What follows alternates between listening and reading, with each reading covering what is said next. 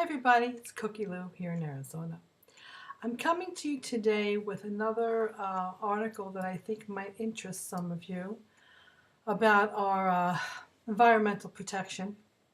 As most of you know, I am into environmental protection and educating myself and others on things that are happening to damage the environment and also our food. And this is an article that was sent to me. I'm associated with a company called the Cornucopia Institute. Online, I request that they send me any information that they have on any new blunders that corporate America is making uh, that are highly affecting the American public in a dangerous way. So I recently got some. Well, let me explain to you who the Cornucopia Institute is. Cornucopia is a Wisconsin-based nonprofit farm policy research group that is dedicated to the fight for economic justice for the family-scale farming community. Its Organic Integrity Project acts as a corporate and governmental watchdog, assuring that no compromises to the credibility of organic farming methods and the food it produces are made in the pursuit of profit. And so they sent me something just now. Let's see. I just lost my camera. Let's see what happened. Let me see if it's behind the screen. There I am. Okay, let me put this in front. All right. I'm clicking and I don't know if you're losing me on the camera or not, because my picture of me, here we go. Just want to make sure that you can see me. What I'm going to read you now, it says here, so I can read the article to you. Computers are wonderful. I love them. It's an action alert regarding genetically engineered salmon. FDA poised to approve genetically engineered salmon despite unknown risks to human health. Inevitable accidental releases of transgenic fish into the wild could devastate native fish populations and the ecosystems. DNA of the top fish has been genetically engineered to produce growth hormones all the time for its entire life. People who eat this fish will be eating its DNA along with the growth hormones. Despite overwhelming opposition from citizens and public interest groups to genetically engineered GE food, including 400,000 public comments opposing GE salmon, the Food and Drug Administration, as we all know as FDA, announced December 26, 2012, that it is prepared to give transgenic salmon its final stamp of approval. The FDA failed to address serious concerns about the safety of consuming salmon that has been genetically engineered to produce growth hormones all the time, allowing it to grow faster and bigger than natural salmon. The FDA has not conducted any safety testing and merely assumes that the genetically engineered salmon is safe to eat. The FDA has also not considered the potential ecological and economic impacts of approving genetically engineered salmon. Salmon is an integral part of the ecosystem, and the accidental escape of a genetically engineered salmon could devastate populations of native salmon, as well as the fish and marine mammals that depend on the salmon for their food. Scientists have predicted that escaped GE salmon would likely wipe out wild salmon populations, which will destroy the livelihood of coastal communities that depend on fishing. Despite the fact that the vast majority of Americans do not want to eat genetically modified organisms, this salmon will not be labeled as such. The governmental administration is willing to gamble with our health to the financial benefit of one biotechnology company. U.S. citizens have the opportunity to comment to the FDA expressing support or opposition to genetically engineered salmon. So basically what they're doing is they're pumping up these salmons, a genetically creating a breed of salmon that is going to grow into this humongous 20-pound fish. And by eating this food, these growth hormones are going to go into our bodies, and we'll be a bunch of organically grown giants, fat giants. Like, we're not fat giants already. We need more growth hormones in our systems to help us get big and fat. Needless to say, I suggest that if you're interested in knowing more about the Cornucopia Institute, just go down to, let me see, it says right here. The Cornucopia Institute has an address, P.O. Box 126, Cornucopia, Wisconsin 54827, or go to www.cornucopia.org. That is spelled CORNUCOPIA.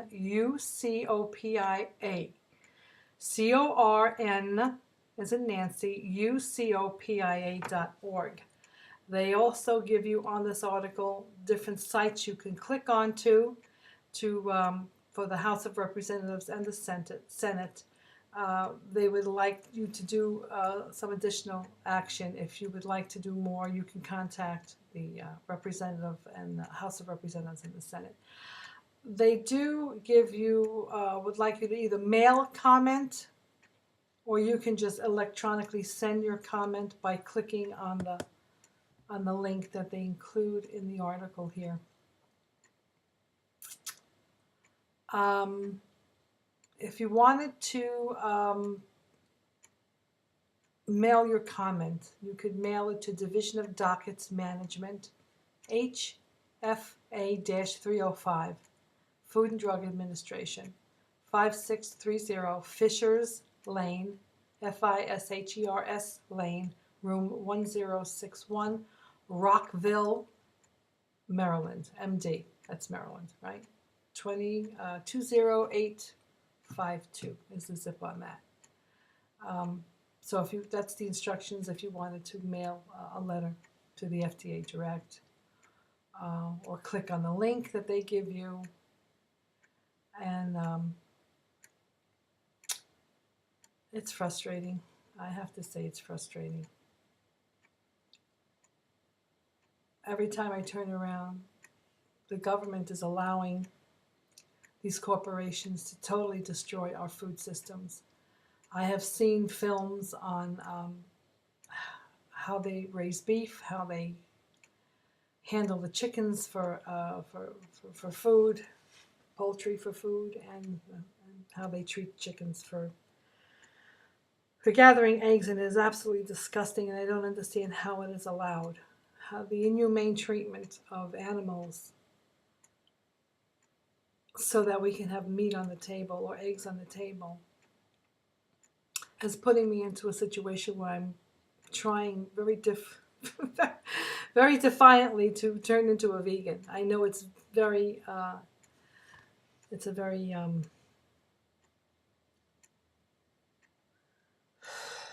drastic measure again to try to keep myself as healthy as possible. I do enjoy a steak. I do love roast beef. I love my chicken. I love eggs. You know, I've been eating them my whole life.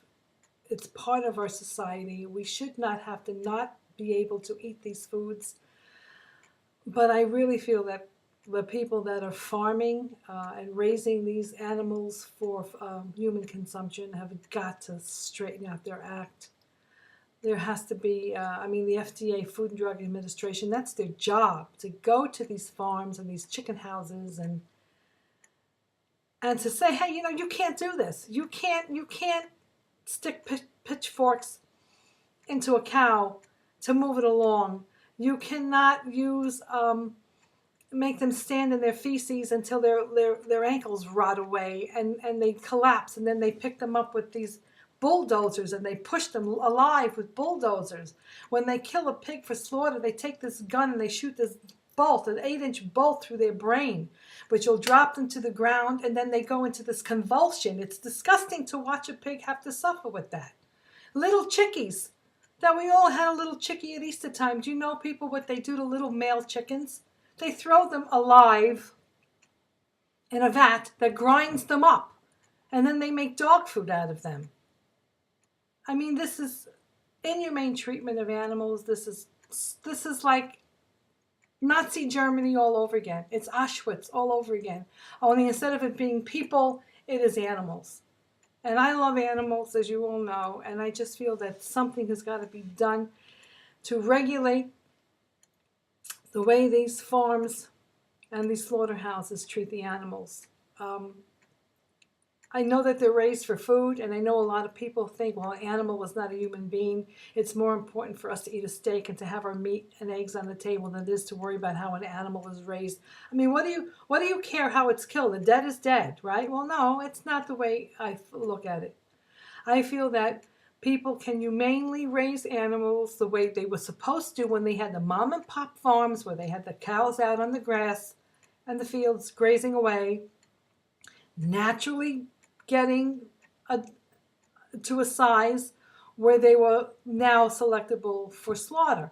And then they take them and they slaughter them humanely. They treat them humanely when they're raising them, and then they slaughter them humanely. That's why so many people are turning vegetarian or vegan, because when they learn and they see, and I see these films, I've seen them more times than I care to tell you, and I know that it's not just one or two farms that are doing this, or slaughterhouses that are behaving this way. You know, and don't even let me get into the rodeo, what they do with horses, how they abuse horses in the rodeo.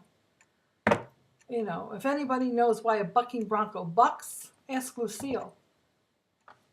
Did anybody ever notice what that strap is on the rear end of the animal? That's a strap. And if you visualize, and I'm sure we've all seen the rodeo, when you visualize a horse or a bull in a pen that's calm, and then the rider gets on it, and he wraps his wrist around a rope, and then all of a sudden he takes a strap and he goes like this, and opens the gate, and the bull and the horse starts bucking, is because they have this horrible leather strap that is around their genitals, and when they pull that up, it pulls their genitals right up into their ass practically, and that hurts. And when they're bucking, they're trying to get the strap off their hindquarter. That's why they're bucking. And I've seen them punch cows. I've seen them punch horses, bite their ears to try to get them up so that they will perform, so they will buck, so they will do whatever they need to do in the arena. It's appalling, and it shouldn't be happening, and I'm educating myself. And for those of you who have any interest at all out there to care about animals, to care about the food we're eating that's being polluted constantly by corporations because they want a 20-pound, who needs a 20-pound salmon on their table? Just leave Mother Nature alone. Once they start fooling around with Mother Nature, it's nothing but trouble. It's nothing but trouble. Case closed. God bless. Stay safe. And please go to www.cornucopia and read other things that they're doing. Read about this article. Read about other things that they're doing. If you're interested, and I pray to God that you are. I pray to God that you are. Take care.